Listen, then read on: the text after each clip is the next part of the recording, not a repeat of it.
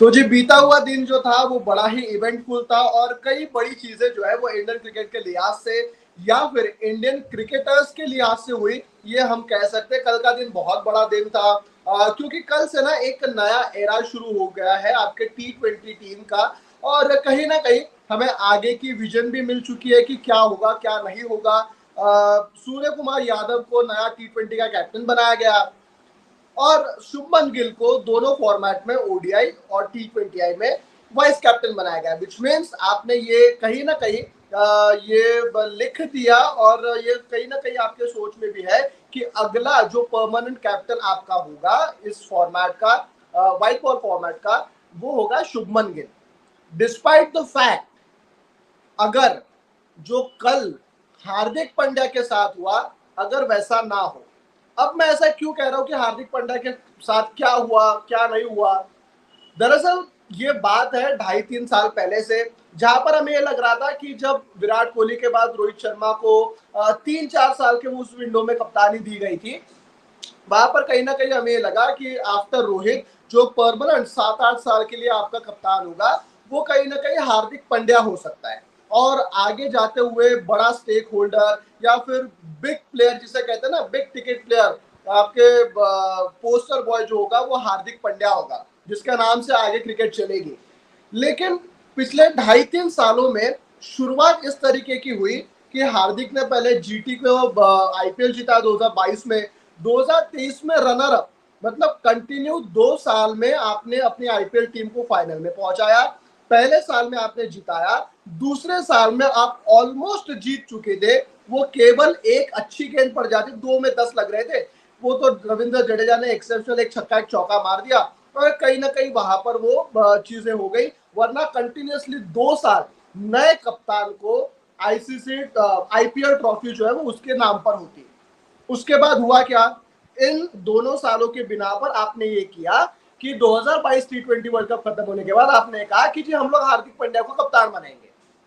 उस वक्त चेयरमैन थे आपके selection committee chief selector Chetan Sharma.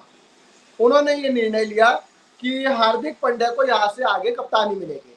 2023 उन्होंने पूरा T20I में कैप्टनसी की और साथ ही साथ उन्हें आईपीएल 2024 में मुंबई इंडियंस की भी कप्तानी मिली, जिसके बाद बहुत बड़ा बवाल बचा और रोहित शर्मा को कप्तानी से निकाल दिया गया, सैक कर दिया गया मुंबई इंडियंस के।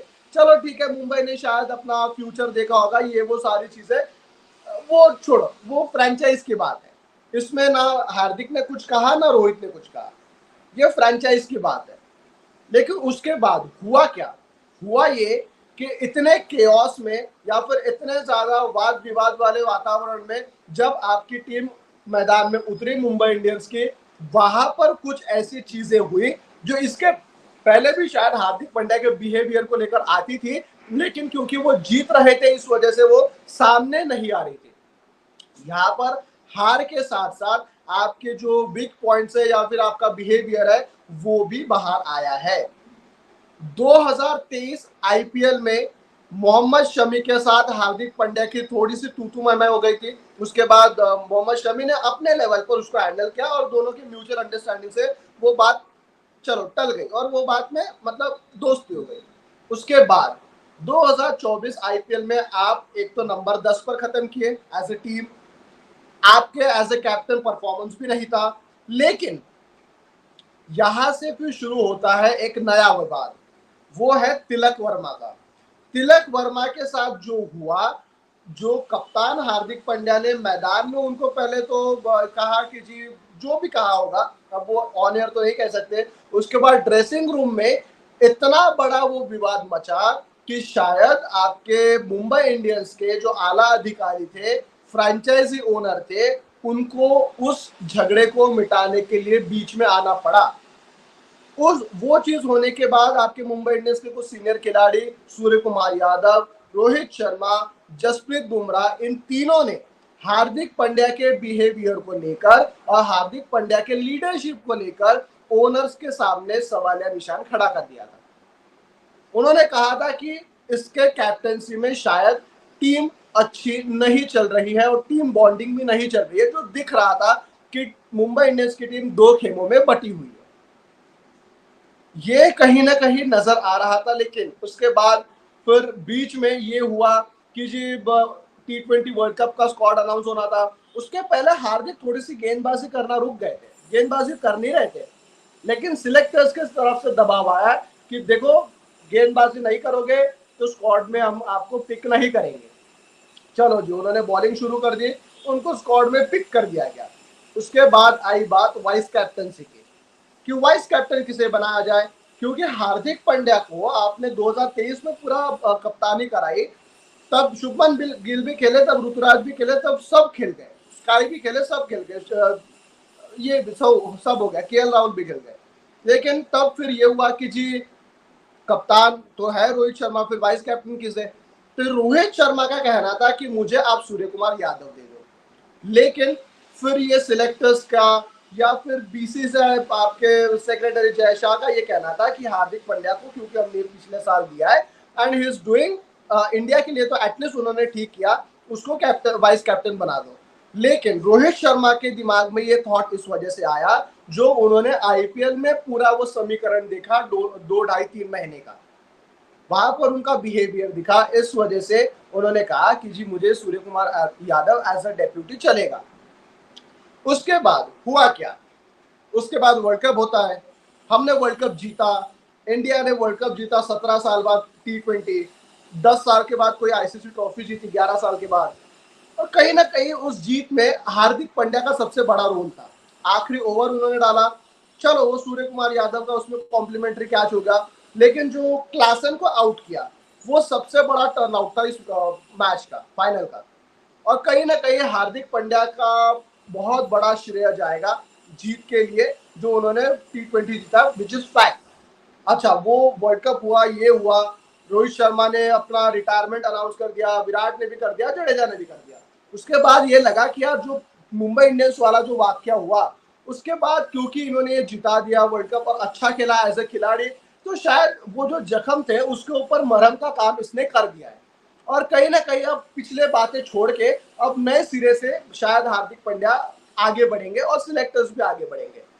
लेकिन अभी भी शायद सिलेक्टर्स ने वो गिला पिछला वाला वो मन में रखा था। और ये कहीं ना कहीं होता है कि नया आपको जब कप्तान चुनना होता है, तब आपने कुछ खिलाड़ियों को पूछा कि हाँ जी बताओ क्या करना है, हार्दिक पांड्या को एज ए कैप्टन आप कैसे देखते हैं? तो कई खिलाड़ियों ने ये कहा कि शायद हार्दिक पांड्या का बिहेवियर और एटीट्यूड एज अ लीडर नहीं है, और वो शायद टीम को अच्छे तरीके से लीड नहीं कर पाएंगे। जो अभी एटमॉस्फेयर टीम का बना हुआ था, एक फैमिली की तरह नजर आ रही थी, एक कहीं ना कहीं पूरा एक स्क्वाड जो है ना वो एक नजर आ रहा था। ये बात हुई आईपीएल का, जो आपने पूरा वाक्य सुना, इसके बिना पर रोहित शर्मा, और कहीं ना कहीं जो रिपोर्ट भी थी ना, रिपोर्ट थी अजीत अगरकर के पास, सिलेक्टर्स के पास, कि ये शायद हार्दिक पांड्या का बिहेवियर अच्छा नहीं हो रहा है। चलिए ठीक है, ये सब कुछ, लेकिन फिर भी 5 दिन पहले या 6 दिन पहले तक के हमें लग रहा था कि जी हार्दिक पांड्या कप्तान बनेगा। तो ये सडनली 6 दिन में हुआ क्या? हुआ ये कि सिलेक्टर्स ने शायद ये केवल अगरकर नहीं, सुब्रतो बैनर्जी भी वहां पर है, एस शरत वहां पर है, उन सभी ने, सलील अंकोला है, इन सब ने जो है वो खिलाड़ियों को व्यक्तिगत रूप पे पूछा कि हाँ जी आप बताइए हार्दिक एज ए कप्तान आप कैसे देखते हैं T20 में। सबके तरफ से निगेटिव रिपोर्ट आई है। इस वजह से शायद सिलेक्टर्स का ये दावा था कि हम लोग सूर्य कुमार यादव को प्लस रोहित शर्मा, उन्होंने भी ये बड़ा अहम रोल अदा किया है सूर्य कुमार को कैप्टन बनाने का। प्लेयर्स के तरफ से जो रिपोर्ट आया, उन्होंने सारा निगेटिव बताया कि जी नहीं ये तो नहीं चलेगा। और फिर सूर्य कुमार क्यों? एक टीम को ऐसा कप्तान चाहिए था जो टीम मैन रहे, जो ज्यादा बोले ना और ज्यादा करे, किसी के बारे में ज्यादा कंट्रोवर्सी ना हो। और कहीं ना कहीं रोहित शर्मा जिस तरीके से थे, एक बड़े भाई के तरफ से जो रोल अदा कर रहे थे, कहीं ना कहीं खिलाड़ी सूर्य कुमार यादव को भी उस नजरिए से देखते हैं। सूर्या को भी आते हुए केवल अब 3 साल हुए, 2021 से पकड़ लो, चलो ज्यादा से ज्यादा 4 साल हम लोग कहेंगे। 4 साल में ऐसा उन्होंने क्या कर दिया कि उनको कप्तानी मिल गई T20 की। एक तो प्रदर्शन, साथ ही साथ उनका अच्छा बिहेवियर, अच्छा एटीट्यूड, लोगों के साथ उठना बैठना, लोगों के साथ अच्छे से बात करना, टीम मैन होना, साथ में लेकर चलना। वो चाहे रियान पराग के बारे में आपका स्टोरी, इंस्टा स्टोरी डालनी हो, चाहे ऋतुराज गायकवाड़ के बारे में इंस्टा स्टोरी डालनी हो, चाहे अभिषेक शर्मा के 100 के बारे में इंस्टा स्टोरी डालनी हो, चाहे व्यक्तिगत तौर पे सरफराज के फादर को ये कहना हो कि जी आप जाइए वहां पर मैच देखने के लिए, आपका क्योंकि डेब्यू कर रहा है लड़का, ये बड़ा मोमेंट होगा। ये कहीं ना कहीं चीजें जो है ना, ये बड़ी मैटर करती है। और इसी वजह से जब सूर्य कुमार के बारे में पूछा गया बाकी टीम खिलाड़ियों को, तो सबने पॉजिटिवली ये कहा कि सूर्या दादा सबका दादा है। दादा इन द सेंस कि जो मराठी में कहते हैं भाई को, उस तरीके से एक बड़ा भाई के तौर पे सूर्य कुमार यादव शायद लीडर के तौर पर भी आपको नजर आएंगे। अच्छा, मीटिंग हुई परसों। परसों मीटिंग में हुआ ये कि पूछा गया, और कई आजू बाजू इन द सेंस कि वहां पर कोच जुड़े, सेक्रेटरी आपके बीसीसीआई और सिलेक्टर्स, और भी कुछ लोग थे। सिलेक्टर्स ने ये बताया कि जी हम लोग जो है वो ऐसा ऐसा सोच रहे हैं। तो बीसीसीआई ने पूछा, बीसीसीआई तो पहले सख्ते में आ गया कि यार ये इतना बड़ा मतलब कैसे, हार्दिक पांड्या था ये वो, बीसीसीआई को भी पता नहीं था। तो ये हुआ कि जी हम लोग तो सूर्य को देख रहे हैं, तो उन्होंने वैलिड रीजन पूछा और फिर उन्होंने बता दिया। तो सिलेक्टर्स ने भी इतना ज्यादा जो है वो इसमें दखल अंदाजी नहीं की। आपके बीसीसीआई सेक्रेटरी उन्होंने कहा चलो ठीक है, आपको जो ठीक लगता है करिए। लेकिन बीच में कुछ एक ऐसी बात आ गई थी शायद जो ऑन एयर इस वक्त कहना पॉसिबल नहीं होगा, जो रेजिग्नेशन को लेकर कुछ बात आई थी। अब किसने कहा था, क्या कहा था, वो आप पता चल जाएगा, ट्विटर पे जो चल भी रहा है वो पता चल जाएगा। लेकिन शायद वो ऑन एयर कहना वाजिब नहीं होगा। और कहीं ना कहीं फिर गौतम गंभीर को पूछा गया, क्योंकि देखो लोग ये कह रहे थे ना कि गौतम गंभीर आ गए तो गौतम के आते सही थी सूर्य कुमार, क्योंकि केकेआर में थे ये वो। लेकिन यार जिसने पहला दिन ही नहीं देखा है उस ड्रेसिंग रूम में, वो कैसे इतना बड़ा निर्णय ले लेगा। गौतम ने कहा था कि मुझे कोई भी चलेगा। हाँ, गौतम को तो एटलीस्ट मतलब पहले तो ये लग रहा होगा ना यार कि हार्दिक ही है अब तो आगे। जो बाहर से लोग देख रहे थे वो तो हार्दिक ही कहते ना, ऐसा नहीं था कि हार्दिक और उनके बीच में कुछ प्रॉब्लम था, ऐसा भी नहीं है, सब सही है। लेकिन फिर वही एटीट्यूड वाली बात आ जाती है। गौतम ने कहा कि यार मुझे कोई भी चलेगा, कोई दिक्कत नहीं है। हाँ, गौतम की तरफ से सिर्फ एक बात ये थी कि ईशान किशन को और श्रेयस अय्यर को टीम में वापस लाया जाए, जो डिसिप्लिनरी एक्शन के तहत। उन्होंने कहा यार देखो हम लोग क्योंकि आपने वर्ल्ड कप आईसीसी 2023 का अच्छा खेला, इस वजह से श्रेयस अय्यर और ओडीएस टीम में वो अच्छे बैठते हैं, हम उनको लाएंगे वापस। टेस्ट में भी शायद जो बांग्लादेश वाली सीरीज होगी उसमें भी आपको शिरकत करते हुए नजर आएंगे। लेकिन ईशान किशन इस वजह से नहीं क्योंकि ऑलरेडी केएल राहुल ओडीआई में आपके विकेट कीपर है, साथ ही पैकिंग ऑर्डर में आपके ऋषभ पंत सेकंड नंबर पर है, और आया तो थर्ड नंबर पे संजू सैमसन। और यहाँ पर ओडीआई T20 में अगर हम लोग देखें तो फर्स्ट नंबर पे ऋषभ पंत और सेकंड नंबर पे संजू सैमसन है। इस वजह से वो पैकिंग ऑर्डर में ना होने की वजह से श्रेयस अय्यर आ गए ओडीआई में, और शायद टेस्ट में भी आ जाएंगे। लेकिन ईशान किशन इस वजह से नहीं आए। तो गौतम की तरफ से सिर्फ ये था कि ईशान को श्रेयस को वापस लाया जाए, जो श्रेयस की बात मानी गई।